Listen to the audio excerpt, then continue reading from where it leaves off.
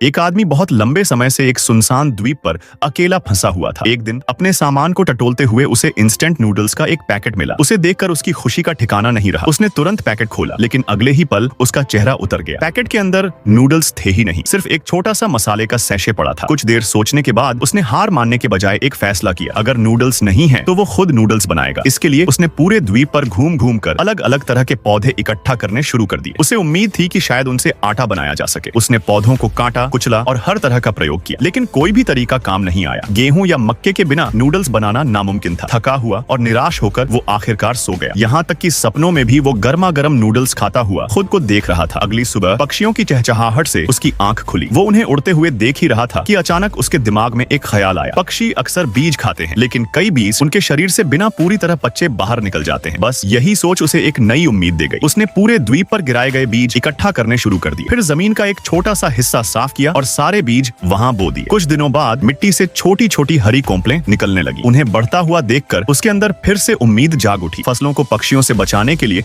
उसने अपने पुराने कोट से एक बिजूका बनाया और उसे खेत के पास खड़ा कर दिया। उस दिन के बाद से वो हर रोज उन पौधों की देखभाल करने लगा। एक दोपहर उसकी नजर पौधों के बीच उगे एक खास पौधे पर पड़ी। वो मक्के का पौधा था। उसे देखते ही उसकी आंखों में खुशी चमक उठी। यही तो उसे चाहिए था। उसने धैर्य के साथ फसल के पूरी तरह तैयार होने का इंतजार किया। फिर मक्के की कटाई की, उसे पीसकर आटा बनाया और बड़ी सावधानी से नूडल्स तैयार किए। आखिरकार वो पल आ ही गया जिसका उसे लंबे समय से इंतजार था। उसने नूडल्स उबाले और उसी मसाले को उसमें मिलाया जिसे वो इतने दिनों से संभाल कर रखे हुए था। पहला निवाला मुंह में जाते ही उसकी आंखों से आंसू बहने लगे। स्वाद कोई बहुत खास नहीं था, लेकिन उस नूडल्स के हर एक धागे में उसकी मेहनत, धैर्य और जिंदा रहने की जंग की कहानी छिपी हुई थी।